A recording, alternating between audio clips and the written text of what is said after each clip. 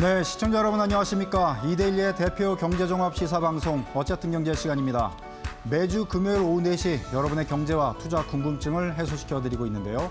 오늘도 변함없이 우리 시장에 큰 영향을 주는 경제 현안들 집중적으로 분석해드리도록 하겠습니다. 자, 그럼 어쨌든 경제 한 주의 경제판 뉴스킥5 함께해 주실 패널 분들을 소개해드리도록 하겠습니다. 제 기준으로 가장 먼쪽에 이동적 캐스터 나왔고요. 네, 안녕하세요. 이동재입니다. 네, 이어서 김주영 캐스터 나오셨습니다. 네, 안녕하세요. 김주영입니다. 네, 오늘 특별 게스트는 스튜디오가 아닌 전화 연결로 잠시 후에 오늘의 이슈 중에 하나를 집중적으로 분석해드리도록 하겠습니다. 자, 그럼 어쨌든 경제 제작진이 선정한 한 주의 뉴스킥5 본격적으로 시작하겠습니다.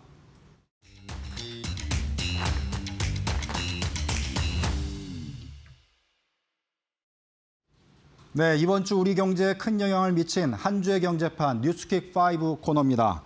자, 오늘 전해드리는 뉴스킥5는 저희 어쨌든 경제 제작진이 선정한 이번 주 국내에서 벌어진 여러 가지 경제 현안들 중에 가장 큰 빅뉴스 5라고 보시면 되겠습니다. 자, 먼저 저희가 키워드로 5가지 뉴스를 정리했는데요. 화면으로 먼저 보시겠습니다. 네, 화면으로 나오고 있는데요. 키워드 바쁘다 바빠, 달리는 폭탄, 머니무브, 잠잘 시간 없다, 자, 내 수익을 부탁해, 이렇게 키워드 5가지로 뽑아왔는데요. 자세한 소식은 이제 한 가지씩 전해드리도록 하겠습니다. 먼저 바쁘다 바빠, 큰 화면으로 보여주시겠습니까? 네, 한중일 경제. 자, 이재명 대통령 아주 바쁜 일정들을 소화했습니다. 한미일 공조, 한중일 협력, 셔틀 외교 지금 한일 간에 이번 주에 지금 진행이 됐는데요. 자, 이 소식 자세하게 좀 진단을 해드리도록 하겠습니다. 저희가 먼저 그 중국의 시진핑 주석, 그다음에 일본의 다카이치 총리 관련한 영상 인터뷰 준비되어 있는데요. 화면으로 먼저 보신 이후에 이어가도록 하겠습니다. 短短2个月，我们2次见面，实现互访，这体现了双方对中韩关系的高度重视。当前世界百年变局加速演进，中韩在维护地区和平、促进全球发展方面负有重要责任，有广泛利益交集，应当坚定站在历史正确一边，做出正確戰略選擇。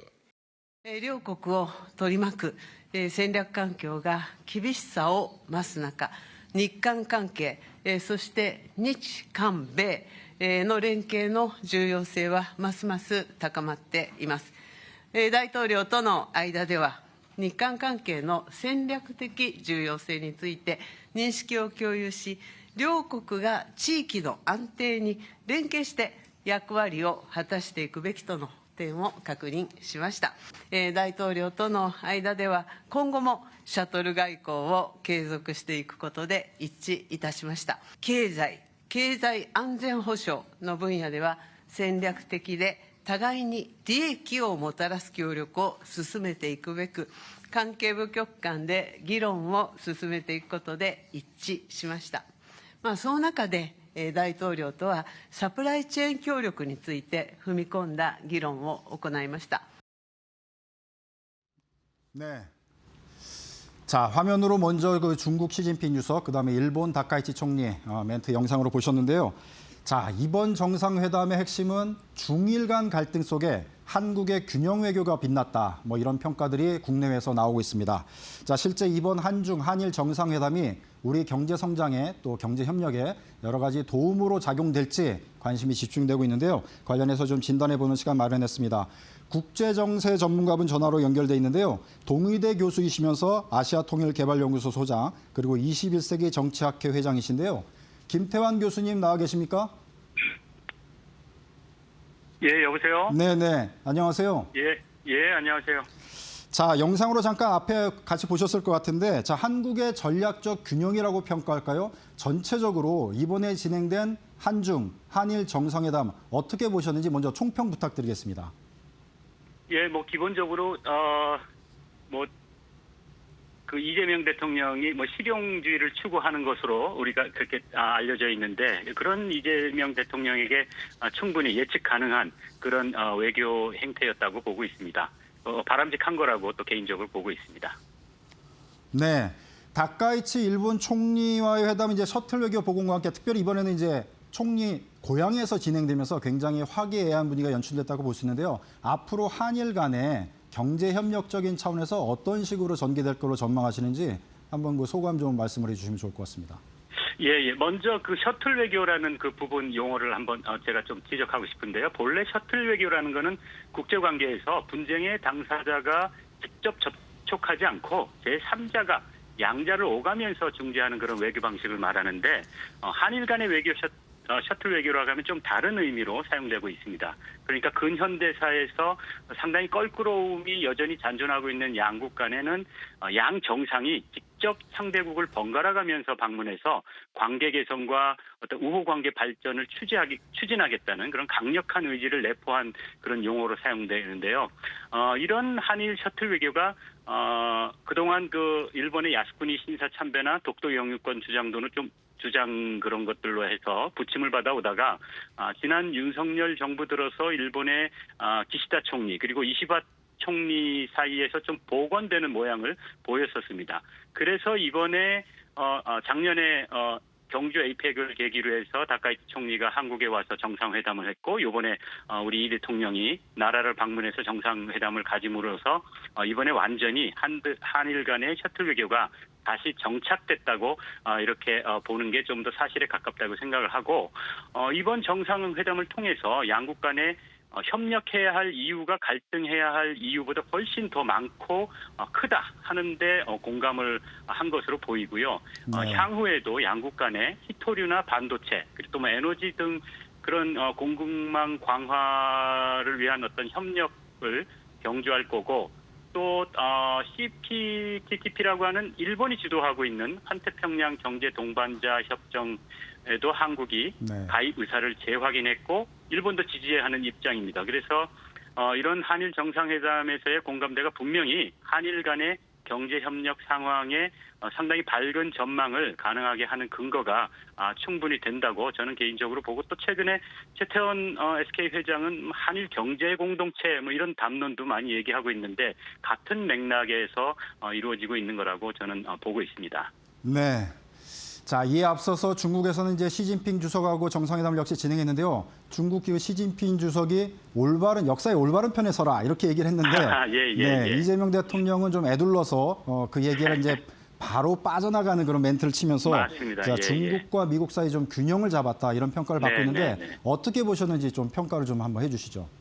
먼저 단도직입적으로 말씀을 드리면 미국과 중국이 이렇게 첨예하게 대결하는 상황에서는 양국이 어떤 전쟁이나 이에 준하는 상황이 발생한다면 우리는 한쪽을 선택해야만 합니다. 그 한쪽은 이상적으로는 당연히 미국이 될 수밖에 없습니다. 현실적으로도 미국이 우리나라의 가장 중요한 동맹국이니까 그렇습니다. 하지만 양국이 전쟁과 평화 사이에서 서로 갈등과 경쟁이 심화되는 그런 상황이라면 섣불리 한쪽으로 치중하는 것은 상당히 위험하고 어리석은 선택이라고 저는 보는데요. 따라서 이번에 시 주석이 역사의 올바른 편에 서라 하고 한 이런 언급은 미국과 중국 사이에서 너무 미국에 치우치지 말고 중국 쪽으로 오라 이런 뜻을 완곡하게 표현한 거라고 충분히 해석할 수 있습니다. 그럼에도 불구하고 이 대통령이 이를 대수롭지 않게 넘긴 거는 매우 잘한 것이라고 저는 보고 있는데요. 중국으로서는 그렇게 한국에게 압력을 가하는 것이 중국의 이익에 부합하는 것이고 한국 입장에서는 이에 대해서 너무 진지하게 답하는 것보다는 뭐 지혜롭게 이렇게 넘어가는 것이 국익에 부합하는 것이라고 저는 그렇게 보고 있기 때문입니다. 그래서 실제로 뭐 중국도 뭐 한국이 역사의 올바른 편인 중국과 함께 하겠습니다. 뭐 이런 대답을 기대하고 한 말은 결코 아니거든요. 네. 자, 한중 정상회담 이후에 뭐 한한령 해제 뭐 이런 즉각적인 뭐 소식은 나오지 않았지만 한중 정상회담 이후에 여러 가지 경제 협력에 대한 기대감이 높아지고 있습니다. 어떻게 전망하시나요? 예, 저도 그런 기대를 하고 있습니다. 그러나 분명한 것은 중국과의 관계가 아무리 좋아져도 이전에 누렸던 한중 간의 경제적 어떤 호황은 다시 오지 않을 거라고 저는 개인적으로 생각을 하는데 이거는 중국과 한국은 물론이고 지구촌의 환경도 완전히 바뀌었기 때문입니다. 중국이 한국의 기술과 자본이 필요했고 또 또 한국은 중국의 노동력과 시장이 필요했던 과거하고는 완전히 다르게 현재는 한중 간의 경제 구조 자체가 보완적이기보다는 서로 경쟁하는 구조로 급속하게 변화됐습니다. 때문에 이번 한중 정상회담을 통해서 우호 관계가 형성된 이런 분위기를 10분 활용하기 위해서는 우리가 기술적인 우위에 있는 분야들에서 중국이 필요로 하는 그런 분야들, 그렇게 중첩되는 분야는 이전과 같이 협력을 통해서 윈윈할 수 있는 방향으로 가기가 쉬울 것입니다. 그러니까 역설적이게도 우리가 중국과의 경쟁에서 절대 우위를 지속적으로 유지하는 분야에서는 협력을 통한 윈윈 상황이 이어질 수 있다고 저는 보는 거죠. 물론 그 과정에서 양국 체제의 상위성이라 그럴까요? 뭐 그런 걸 염두에 두어야 하는데, 예를 들면 민간 주도의 한국 경제와는 달리 중국은 기본적으로 국가가 계획하고 주도하는 경제라는 점을 염두에 두고 우리가 협력하고 이렇게 하는데 잘 실수하지 않도록 하는 것이 중요하다고 생각을 합니다. 네, 연결된 김에 이제 국제정세 전문가분이시니까 질문을 드리겠는데요. 자, 네, 미국의 지금 베네수엘라 공격 이후에 이란에 대한 이제 공격 가능성도 지금 나오고 있습니다. 여기에 네, 그린란드까지 미국의 욕심이 지금 드러나고 있는 상황인데요. 전체적으로 이란에 대한 전망, 그다음에 그린란드에 대한 미국의 네, 어떤 네. 전망, 네, 네. 간단하게 시간이 없어서요. 짧게 네, 좀 네, 네. 분석 부탁드리겠습니다. 이란은 베네수엘라와 다른 점이 분명히 있습니다. 베네수엘라 같은 경우는 세계 벽두부터 그야말로 영화를 보는 것처럼 전격적으로 시행됐다면, 최근 이란의 문제는 시위와 관련해서 무력 진압을 하고 유혈 사태가 발생하면 개입할 거라고 미국이 지속적으로 어떤 메시지를 보내거든요. 그리고 또 외교적인 접촉도 계속 시도를 하고요. 그래서 네. 짖는 개는 물지 않는다는 그런 세간의 어떤 지혜를 빌리면, 확실히 전격적으로 감행했던 베네수엘라와는 달리 이란에 있어서는 상당히 말이 많다. 미국이 그런 입장에서는 좀 여러 가지 예측이 있지만 가능성은 베네수엘라보다 훨씬 적다고 생각을 하고, 그린란드 문제는 이란 문제와 비교하면 무력 사용의 가능성은 현저히 더 떨어진다고 저는 생각을 합니다. 왜냐하면 화급을 다투는 문제가 아니거든요. 그린란드는. 그리고 그린란드가 미국의 안보에 중요한 거는 어제 오늘 얘기가 아니고 벌써 2차 대전 때부터 미국이 미군 기지를 두고 있습니다. 또 트럼프 대통령 자체도 그린란드를 꼭 가지려고 하는 이유를 뭐 거기에 대한 어떤 특별한 국가적인 욕심보다는 미국이 안 가져가면 러시아와 중국이 가져갈 것이 확실하기 때문이다. 이런 얘기를 공공연하게 하는 것을 보면 그린란드보다는 이란 문제가 조금 더 시급한 거고, 그린란드 문제는 상당히 장기화될 그럴 가능성이 크다고 개인적으로 보고 있습니다.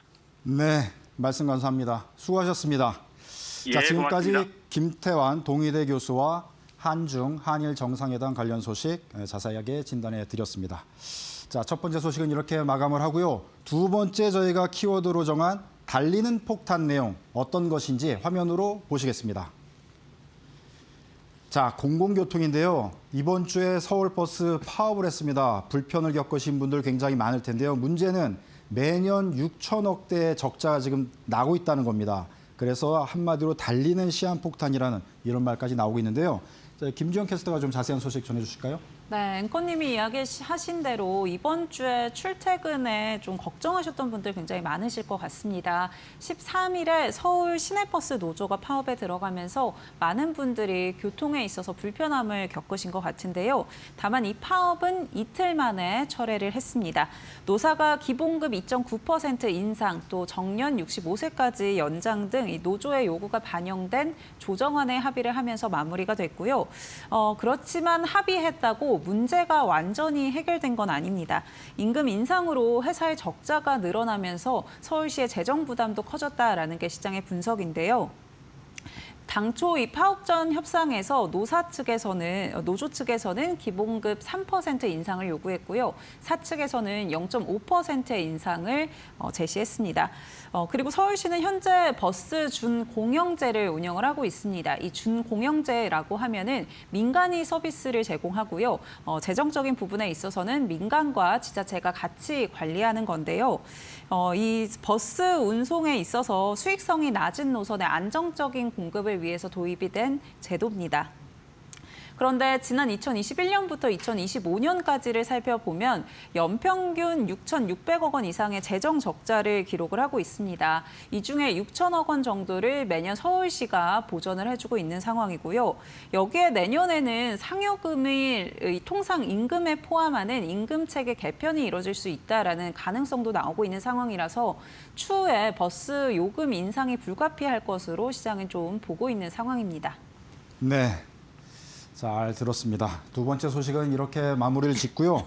자, 세 번째 한주의 경제판 뉴스킥 5 키워드 머니무브인데 화면으로 보시겠습니다. 자, 머니무브, 머니가 어디로 움직이나요? 자, 이달에만 27조 원이 빠졌습니다. 어디서 빠졌습니까? 은행에서 증시 쪽으로 지금 자금이 몰려가고 있습니다. 굉장히 증시가 지금 화랑새고 오늘 같은 경우에도 11거래일 연속 사상 최고치를 경신했는데요. 자, 관련 소식은 이동재 캐스터가 전해주실까요? 네, 새해대로 코스피가 하루도 빠짐없이 상승하면서 어느새 5,000포인트를 앞두고 있는 상황입니다. 이렇게 코스피가 너무 잘 나가다 보니 시중 자금이 빠른 속도로 주식시장으로 이동하는 머니무브 현상이 뚜렷하게 나타나고 있는데요. 최근 5대 시중은행이죠. 국민은행, 신한은행, 그리고 하나, 우리, 농협은행의 요구 불예금 잔액이 어제 기준으로 29조 원 넘게 줄어들었는데요. 올해 들어 일주일 동안에만 작년 10월에 한 달 감소폭보다 더 큰 규모의 감소를 보였습니다. 연말 은행들이 예금 금리를 인상하면서 이탈 방어에 나섰지만 역부족한 모습이었는데요. 그런데 증권사의 투자자 예탁금은 반대로 빠르게 늘어나면서 사상 최초로 90조 원을 넘어섰습니다. 투자자 예탁금은 투자자가 주식을 매수하기 위해 증권사에 맡기는 돈으로 증시 대기 자금을 의미하는데요. 이처럼 은행에서 빠져나간 자금이 주식시장으로 빠르게 이동하고 있는 것을 보여줍니다. 이런 움직임이 지속되면서 올해 증권주는 웃음이 계속되고 있고 은행주 같은 경우는 다소 소외되는 움직임을 이어가고 있습니다. 네, 오늘 그 종가 한번 봐주시겠습니까? 네, 오늘 종가 같은 경우는 제가 또 두 번째 뉴스 이후에 전해드리도록 하겠습니다. 혹시 그 이동재 캐스터는 지금처럼 이런 트렌드에 편승해서 은행에 있는 뭐 자금들 좀 이동시키고 이런 사례가 있나요? 저 같은 경우는 아직 고려 중이지만 제 친구 같은 경우에는 실제로 은행에서 돈을 빼고 있고 다행히 마이너스 통장은 아직 파지 않았다고 합니다. 네, 김지영 캐스터 같은 경우는 어떤 경우? 저는 좀 분리해서 사용을 하고 있어서 뭐 이렇게 특별히 이동시킬 생각은 없기는 한데 아무래도 비중이 좀 더 주식이 높아지지 않나라는 생각은 듭니다. 제 주위에 있는 분들은 주식에 이렇게 관심 없던 분들도 상당히 지금 이 움직임에 편승하고 있다고 볼 수 있는데요. 하여튼 관련해서 지금 경제 흐름, 그 돈의 흐름이 지금 빠르게 바뀌고 있는 것 같아서 뭐 소식도 나오는 대로 저희가 좀 자세히 또 진단해 드리도록 하겠습니다. 자, 그다음 저희가 한 그 키워드로는 잠잘 시간이 없다. 이렇게 저희가 정한 뉴스인데요. 어떤 소식인지 또 화면으로 보시겠습니다. 네, 잠잘 시간이 없을 정도로 거래 시간이 늘어나는 그런 뉴스 소식인데요. 자, 지금 국내 주식시장 거래 시간이 어느 정도 한정돼 있는데 이게 한국거래소 기준으로 12시간 거래로 늘어난다는 그런 소식입니다. 자, 이게 누구를 위한 소식인지 뭐 많은 분들이 궁금해하시는 소식이기도 한데 이동재 캐스터가 계속 이어서 전해주실까요? 네, 제가 이어서 전해드리도록 하겠습니다. 이제부터 국내 증시의 하루가 길어질 것으로 보입니다. 이번 주 화요일이죠. 한국거래소가 글로벌 투자자의 접근성을 높이기 위해 거래 시간을 연장을 단계적으로 추진하겠다고 발표했는데요. 최종 목표는 내년 말까지 이제 24시간 거래 체계를 구축하는 것이고 또 오는 6월부터 12시간 거래 체계를 우선 도입하겠다고 밝혔습니다. 오전 7시부터 8시까지는 프리마켓이 신설되고요. 정규장 종료 이후인 오후 4시부터 8시까지는 애프터마켓이 운영되면서 넥스트레이드의 프리마켓 개장 시간보다도 1시간 일찍 거래가 시작하게 됩니다. 다만 거래소의 정규장과 시간의 거래 주문은 서로 연동되지는 않는데요. 독립적으로 운영될 것으로 보입니다. 이게 만약에 제가 프리마켓에서 삼성전자를 14만 원에 매수를 걸어놨는데 8시까지 이게 체결되지 않으면 9시 정규장으로 넘어가는 게 아니고 거래 주문이 취소가 되게 되는 겁니다. 다만 넥스트레이드가 이미 존재하는 데다 아직 전산 시스템의 개발은 물론이고 인력 확충과 업무 변화 등 풀어야 할 과제가 많이 남아있는데 업계와 충분한 대화가 이뤄지지 않고 추진되면서 증권가와 금융업계에서는 우려 섞인 목소리도 아직 이어나오고 있습니다. 네. 이어서 오늘 코스피의 종가도 한번 살펴보도록 하겠습니다. 오늘 코스피 같은 경우도 아직 거래 시간 12시간 거래 추진은 되고 있지 않지만 연이어서 계속 증권가에서 높은 상승이 이어질 것이라고 바라보면서 지금 오늘도 0.9% 상승했습니다. 11거래일 연속 상승세를 이어가고 있는데요. 4,800선도 넘어서면서 이제 160포인트 선밖에 남지 않았거든요. 5,000포인트, 160포인트 선 다가오면서 오늘 또 여전히 강한 상승세를 이어갔습니다. 네, 알겠습니다. 지금 뭐 주식시장 뭐 한마디로 장난이 아니게 아주 불을 뿜고 있습니다. 자, 다음 저희가 정한 뉴스도 또 주식시장과 관련이 있는데요. 내 수익을 부탁해. 어떤 내용인지 화면으로 보시겠습니다. 네, 지금 연기금, 반도체 주도주지요. 지금 뭐 훈풍에 국민연금 수익률도 지금 굉장히 올라갔습니다. 그래서 여러 가지 이제 국민연금 걱정이 많으신데 그래도 한숨은 돌릴 수 있는 굉장히 좋은 소식이라고 볼 수 있는데요. 관련해서 김지영 캐스터가 소식 전해주실까요? 네, 국내 증시 상승에 연기금도 참 중요한 역할을 하는데요. 오늘 국민연금 관련한 소식 준비를 해봤습니다. 국민연금이 보유한 국내 주식의 가치가 1년 사이에 90% 넘게 증가했다라는 소식인데요. 지난해 코스피 상승을 주도했던 건 역시나 삼성전자와 SK하이닉스, 반도체주였죠. 여기에 조선주와 방산주들도 강한 상승세를 보이면서 시장을 이끌었습니다. 국민연금의 전체 포트폴리오 수익 역시나 해당 종목들이 이끌었는데요. 국민연금은 지난해 171개 종목에 대해서 지분율을 늘렸고요. 127곳에 대해서는 지분을 줄였습니다. 시장이 상승하는 가운데 좀 더 투자 비중을 확대한 것으로 분석을 해볼 수가 있는데요.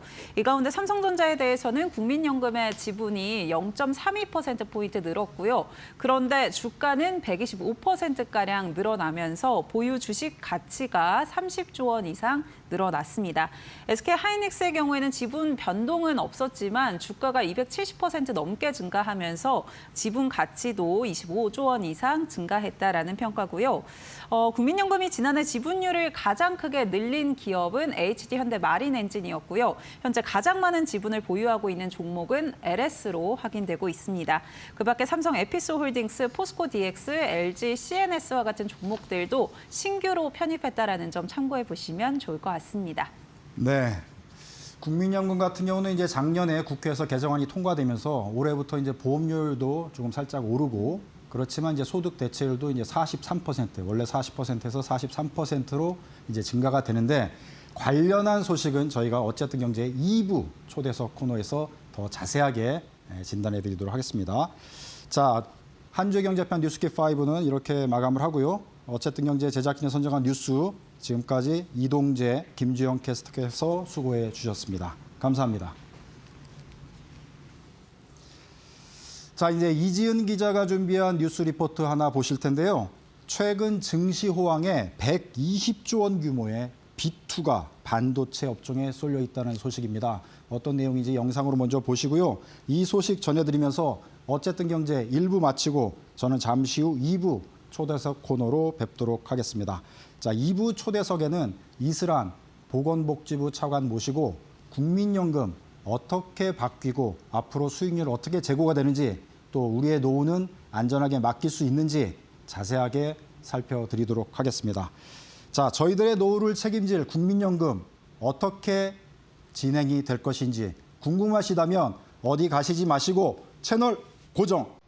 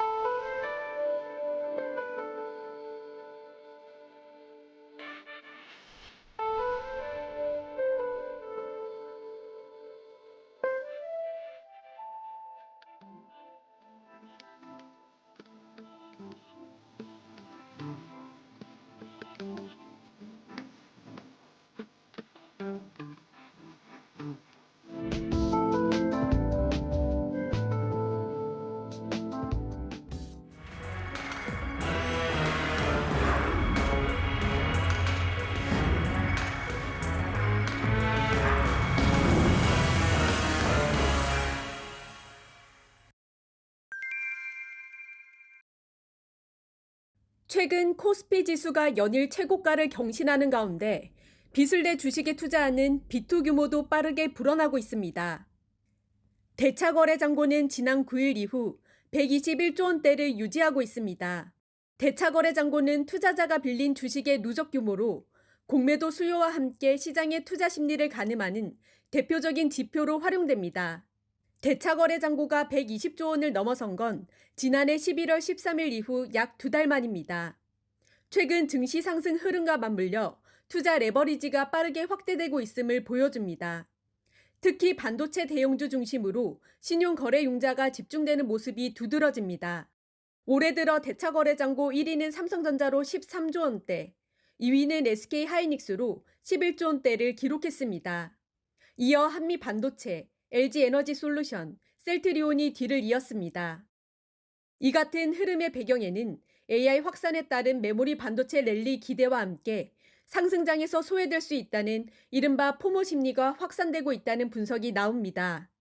시장 전문가들은 반도체 업종이 코스피 시가총액의 절반 이상을 차지하는 만큼 해당 업종으로 쏠린 수급 변화가 지수 전반의 변동성을 키울 수 있다고 지적합니다. 이보미 한국금융연구원 연구원은 신용융자가 반도체 등 특정 업종에 집중돼 있는 상황이라며 주가가 조정을 받을 경우 반대 매매가 한꺼번에 발생하면서 가격 하락이 증폭될 수 있다고 설명했습니다.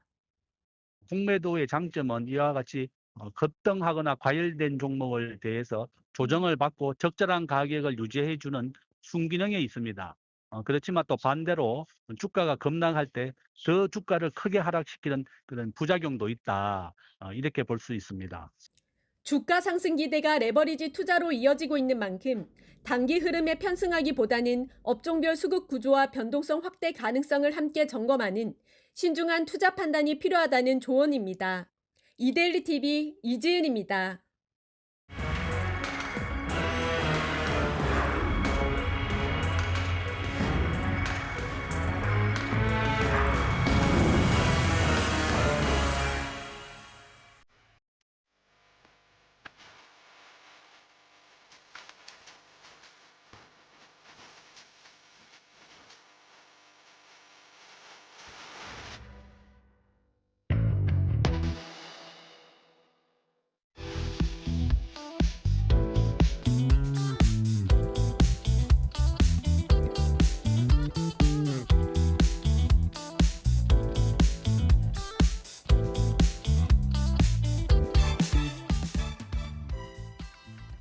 네, 어쨌든 경제 2부 초대석 시간입니다.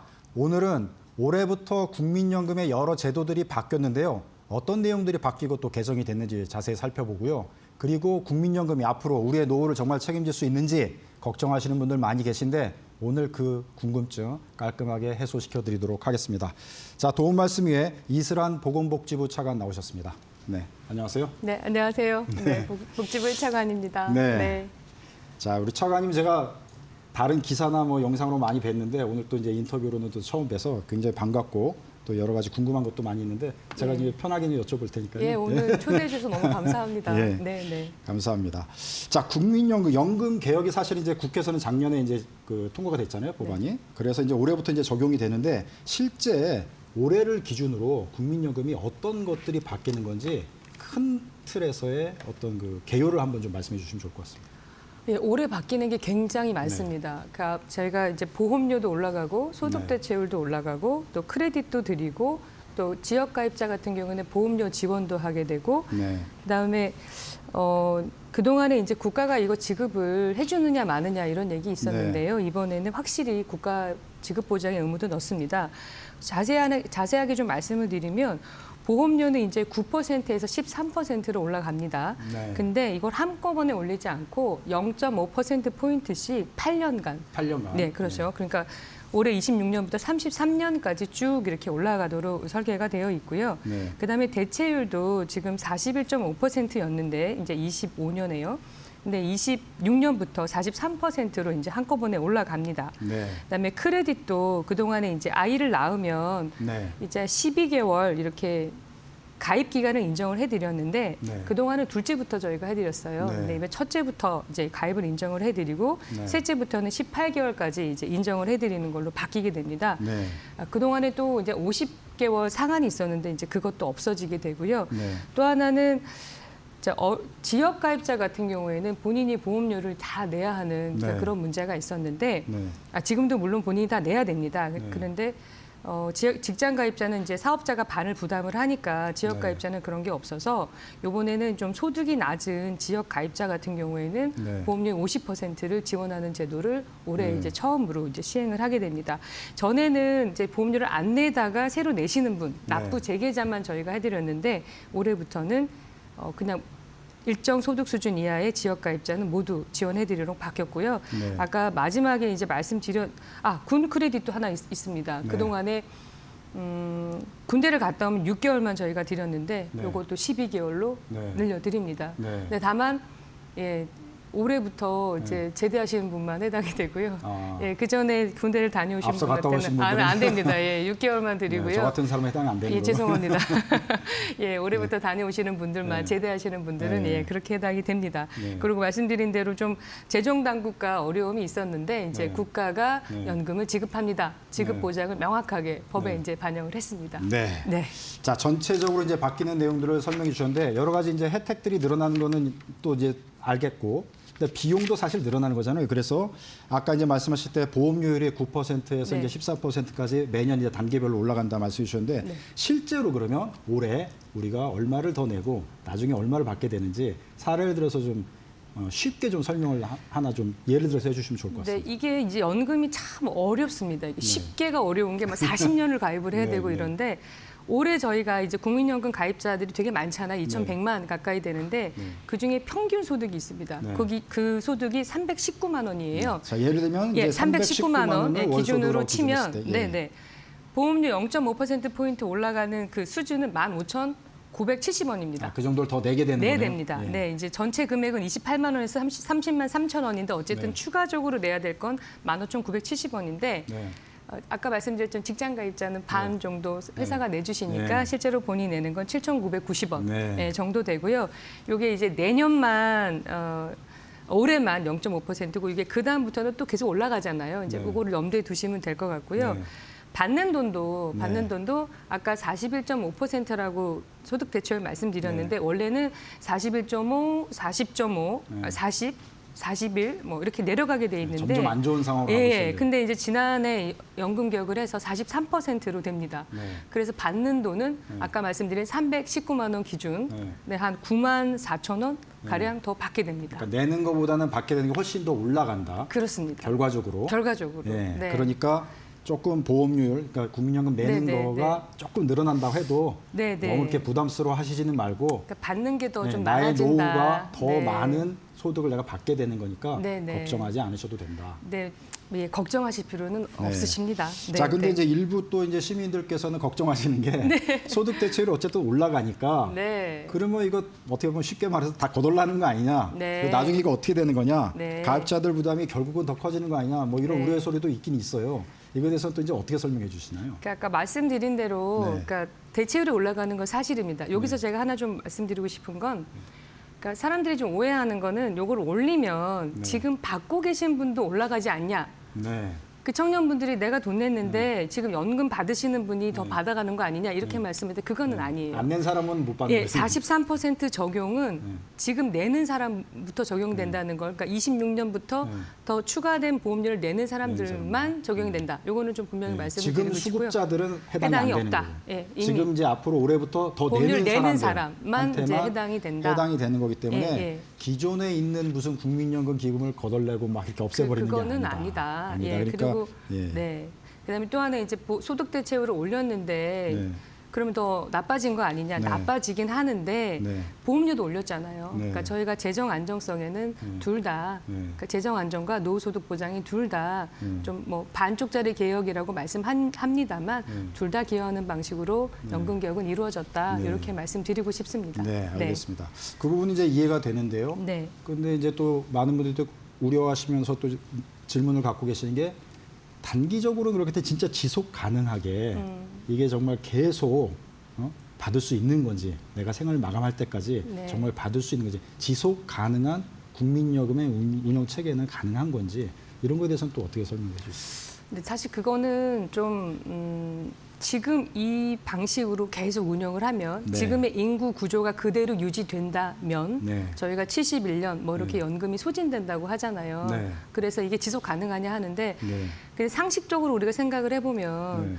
이게 국가가 지급을 보장하는 연금이잖아요. 네. 그러니까 못 받느냐 이런 네. 이슈는 사실 없는 거죠. 네. 그다음에 이후에도 저희는 지금 국회 연금 개혁 특위가 좀 마련이 되어 있거든요. 저희가 계속 소통을 하고 있는데 네. 또 추가적인 개혁이 있지 않겠느냐. 네. 인구도 좀 바뀔 수도 있고 또 하나는 네. 지금 가지고 있는 그러니까 지금 지급받는 돈 이런 네. 부분도 현재 DB 방식인데 이게 DC 방식은 다른 방식들의 논의들이 좀 있긴 하거든요. 그래서 네. 인구 프로파일도 바뀌고 지급 방식에 대한 얘기도 있고 또 네. 하나는 기금 수익률이 조금 더 영향이 있습니다. 그래서 네. 이런 것들이 다 바뀌면 네. 이게 고정된 그러니까 시나리오는 아니다. 오픈 시나리오이기 때문에 지속 가능성에 대해서는 늘 열려 있고 이 부분은 계속 추가적인 연금 개혁을 해 나갈 거다. 이렇게 말씀을 드리고 싶고요. 마지막으로 못 받는 거 아니냐 이런 걱정하시는데 아닙니다. 이건 국가가 지급을 보장하고 네. 어떤 형태로든 나라가 망하지 않는 이상은 네. 지급을 한다는 말씀을 꼭 드리고 싶네요. 네. 사실은 제일 걱정하는 분들이 네. 20대 청년들이 걱정을 많이 해요. 그쵸. 취업도 뭐 네. 어렵고 그런 것도 걱정이지만 네, 네. 사실은 나의 연금이 이제 이게 되는 건지 네. 청년 눈높이에서 만약에 20대가 지금 질문을 드린다 그러면은 네, 네. 청년들에게 어떻게 설명을 해주실 건지 또 듣고 싶네요. 글쎄요, 이제 뭐 어떤 분들은 나는 자산 투자를 잘해요, 연금을 가입하고 싶지 않아요, 뭐 이런 말씀도 많이 하시는데 저희가 최근에 이제 뭐 통계청 국가 데이터처 이런 조사를 네. 사회 조사를 보면 네. 국민연금으로 네. 노후소득 보장을 준비한다는 분이 거의 59%? 네. 이렇게 가까이 됩니다. 네. 그러니까 다른 노후소득 보장 수단이 이제 별로 없으신 거죠. 네. 그리고 저희가 이 연금이라는 게 네. 그러니까 오래 사는 사회적 위험을 서로 풀링하는 거잖아요. 네. 공동으로 대응하는 거잖아요. 네. 그러니까 이런 노후 오래 사는 거에 대한 국가적인 제도로 가지고 있는데 네. 여기 말고는 이거는 이제 기본으로 네. 기본으로 하고 저희가 네. 아까 말씀드린 국가 지급 보장이 있으니 이 돈은 우리가 크진 않지만 기본으로 깔고 네. 그다음에 그 이후에 본인이 더 추가적으로 노후 보장을 위해서 노력을 하고 싶으면 그 부분을 하셔도 되겠다. 근데 네. 이 국민연금 제도가 뭐 이렇게 내가 내는 돈을 다 노인들이 가져가고 나는 못 받는 거 아니냐? 네. 그렇지는 않다. 이렇게 네. 그냥 다시 한번 말씀드리고 싶습니다. 네, 알겠습니다. 네.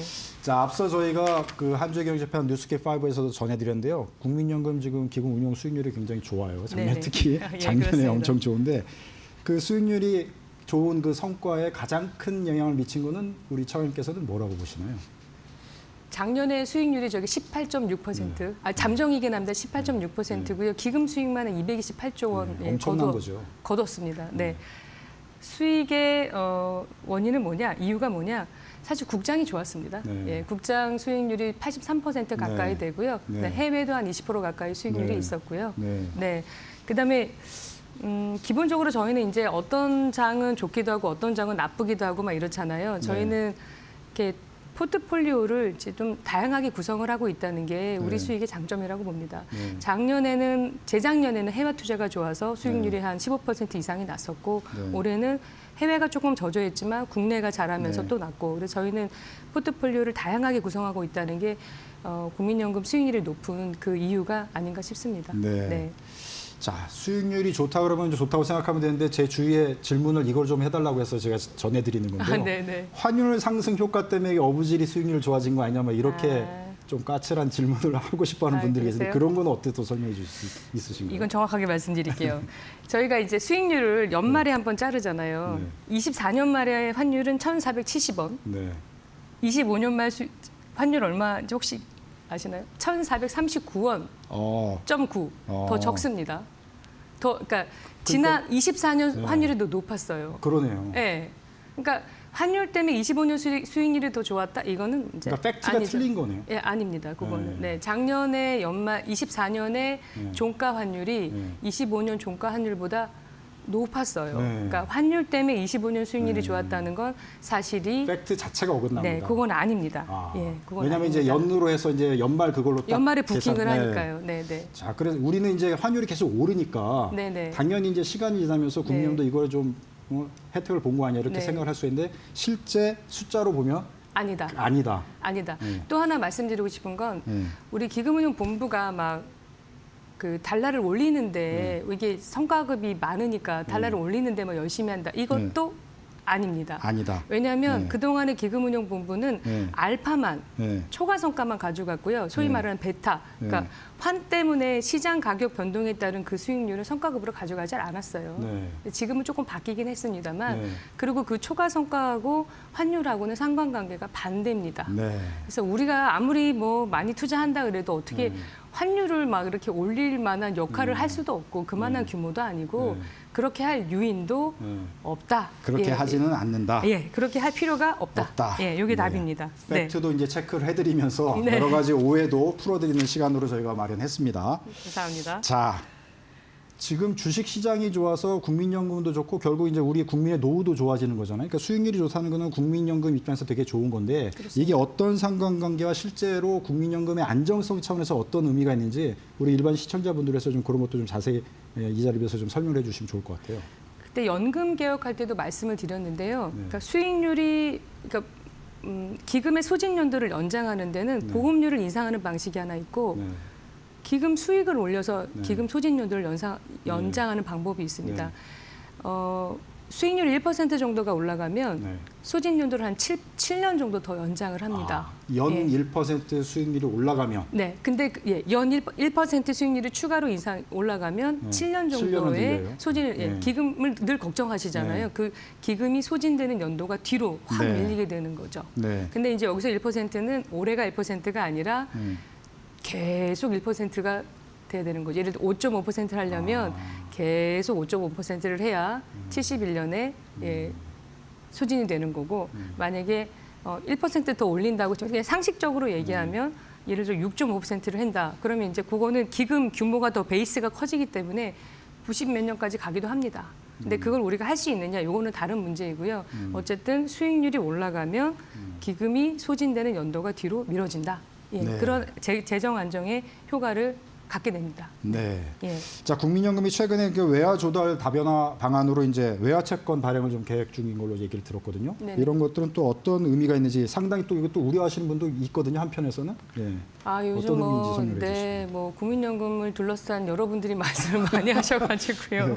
하는 총재님도 말씀을 네. 하시고, 뭐 부총리님도 말씀을 하시고 네. 그런데 그 걱정은 저희가 이해합니다. 그러니까 네. 외환 시장이 좁은데 국민연금 계속 해외 투자를 하니까 계속 조달을 하면서 그 시장의 쏠림을 유도하는 거 아니냐 그래서 저희가 아예 그냥 밖에서 해외에서 채권 발행해서 네. 그거 가지고 해외 투자하고 나중에 이제 그거 수익 내서 다시 들고 들어오겠다 이런 취지입니다. 다시 말씀드리면 외환 시장의 부담을 줄이기 위한 거고 저희가 다양한 방식으로 외환 조달을 하는데 그 외화 채권은 그런 조달 방식을 다양화하는 것 중에 하나의 방법이고요. 이거 가지고 자꾸 무슨 외환이 동원되는 거 아니냐 이런 말씀하시는데 그건 아니다. 아니다. 그것도 오해다. 그것도 오해다. 네. 전반적으로 이제 국민연금의 글로벌화 차원에서 네네. 여러 가지 이제 운영이 뭐 국내에서만 하는 건 아니니까 네네. 이렇게 다변화를 시키면 리스크도 이제 해지가 되면서 그렇습니다. 여러 가지 수익률도 올릴 수 있는 방안도 네. 만들어질 수가 있습니다. 그렇죠. 외화 채권은 진짜 그야말로 시장에서 자꾸 조달하니까 뭐 일방향으로 조달한다, 맨날 사간다 이러시니까 그냥 국내 외환 시장의 부담을 줄이고자 그냥 밖에 나가서 네. 조달을 하겠다 이런 네. 뜻입니다. 한편으로는 이제 국민연금에 대한 어떤 뭐 오해일 수도 있고 뭐 의문점일 수도 있고 그런데 일반적으로 또 이제 이런 얘기도 많이 하세요. 환해지 이런 전략도 네. 딱 무슨 정해진 뭐 로봇 같이 기계적으로 해가지고 문제가 있는 거 아니냐. 네. 국민연금의 여러 가지 운용 방식이 하여튼 기계적이고 유연하지가 못하지 않냐 이런 또 많은 또 의구심들이 또 있어요. 예. 이 부분에 대해서는 또 어떻게 말씀해 주시겠습니까? 일부는 사실이고 일부는 사실이 아닙니다. 네. 예, 과거에 저희가 좀 뭐라 해야 되나요? 이렇게 환을 예측할 수가 없잖아요. 네. 그러니까 매일매일 조금씩 정해진 룰에 하다가 저희가 이번에 확 바꿨습니다. 네. 저 기재부 부총리님도 말씀하시고 하는 총재님도 말씀하셔서 네. 시장에 전략적 모호성을 주기 위해서 네. 예전에는 기금운용위원회에서 다 정했는데 이제는 그렇지 않고 저희가 위임을 받아서 네. 작은 이제 TF를 운영합니다. 거기에서 시장의 환율 상황에 유연하게 대응하도록 이번에 좀 바꿨습니다. 네, 그 바뀐 게 작년부터 바뀐 건가요, 그럼요? 네 작년 말에 바꿨습니다. 아, 그러니까 어떻게 보면은 네. 지금 정부의 예. 코스피 5천 공략과 이쪽 부분에서는 네. 운용의 유연성을 더 강화했다, 뭐 이런 식으로 해석해 볼 수 네, 있겠네요. 환해지 전략의 유연성을 네. 강화했다. 네. 그다음 전략적 모호성을 만들었다. 아, 네, 예, 이렇게 알겠습니다. 생각하시면 되겠습니다. 자, 이제 한편으로는 이제 우리 어르신들 네. 노령연금 있잖아요. 예. 노령연금이 또 이제 많은 분들이 얘기하시는 게 내가 소득을 올리면 네. 연금이 깎인다. 이것도 너무 기계적으로 많이 깎인다. 이런 말씀들을 어르신들이 많이 하시는데 오늘 기계적 말씀을 많이 하시네요. 네. 그래서 이제 예. 뭐 소득 올릴 필요가 있냐 뭐 이런 얘기들을 어르신들이 많이 하시잖아요. 네. 요거는 어떻게 지금 되는 겁니까 앞으로? 그것도 사실이었고요. 네. 바꿨습니다. 이것도. 바꿨어요? 네, 네. 그것도 작년 말에 법 통과 시켜가지고요. 네. 예전에 그러니까 노인들이 이제 65세 이상 노인분들이 노인이 아니시잖아요. 네. 경제 활동을 많이 많이 하세요. 하시죠, 근데 지금. 많이 했는데 소득이 있다고 막 하면 연금을 할수록 조금씩 연금이 깎인다. 깎인 거예요. 근데 요번에 바꿔가지고 월소득 509만 원까지는 연금을 안 깎습니다. 아, 509만 원까지요? 예, 예. 그 전에는 이제 거기 한 15만 원까지 맥스 좀 최대 15만 원 정도 감액이 있었는데 네. 이제는 예, 509만 원까지는 하나도 연금을 깎지 않습니다. 네. 근데 이제 그 이상 벌으시면 조금씩 깎습니다. 네. 왜냐하면 이제 좀 여유가 있으시잖아요. 네. 원래 국민연금의 취지는 돈이 없으신 분들을 보장하기 위한 거니까 네. 대기 소득이 많으신 분들은 조금 네. 깎고 네. 509만 원까지는 저희가 이제 한 푼도 깎지 않고 온전히 네. 다 연금을 돌려드리도록 작년에 법을 바꿨고요. 올해 1월부터 시행하고 있습니다. 지금. 네. 또 이제 사람들이 많이 궁금해하는 게 국민연금이 이제 청년 신혼부부를 위한 주택 공급에서 이 재원을 활용을 한다 뭐 이런 얘기들이 나오고 있는데 아, 예. 이거에 대한 기본적인 입장은 뭔가요? 글쎄요, 이제 출생률 반등을 위해서 이제 연기금이 좀 역할을 해야 되는 게 아니냐, 뭐 그런 필요성 이런 거는 공감을 하는데요. 네.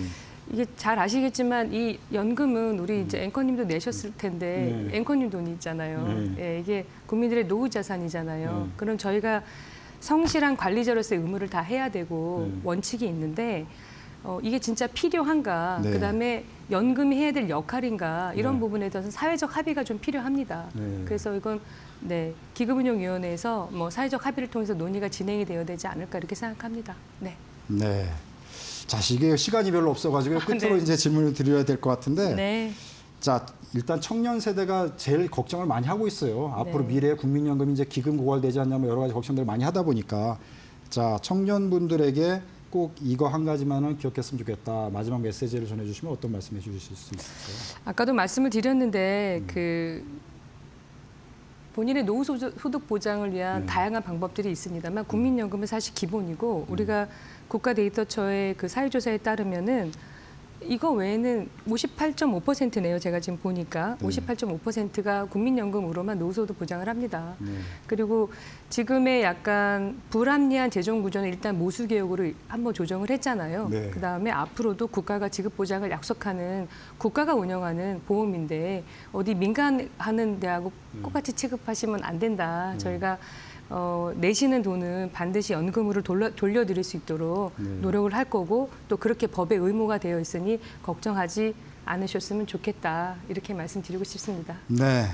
오늘 바쁘신데 이창호님 나와주셔서 대단히 감사합니다. 네. 복지부의 주제가 이것만 있는 게 아니잖아요. 아니죠. 다른 제도 많이 있으니까 네. 다음번에 다시 한번 나와주시면 네, 말끔하게 해결해야 되는데 오늘 또 네. 잘 됐는지 모르겠습니다. 아니면 말끔하게 해소해 주셨습니다. 네, 감사합니다. 다음번에 꼭 부탁드리겠습니다. 예, 네. 감사합니다. 네. 자, 지금까지 이슬한 보건복지부 차관 모시고 국민연금 올해부터 무엇이 바뀌는지 그리고 앞으로 국민연금 우리가 어떻게 운영하면 우리의 노후를 걱정 없이 맡길 수 있는지 등등해서 여러 가지 궁금증 해소시켜 드렸습니다. 자, 알찬 정보 여러분께 전해드리다 보니까 벌써 마칠 시간이 됐습니다. 한 주간 고생하셨고요. 평안한 주말 보내시고 다음 주 금요일 오후 4시 저희는 변함없이 이 자리에서 경제 소식 전해드리도록 하겠습니다. 시청해 주셔서 고맙습니다.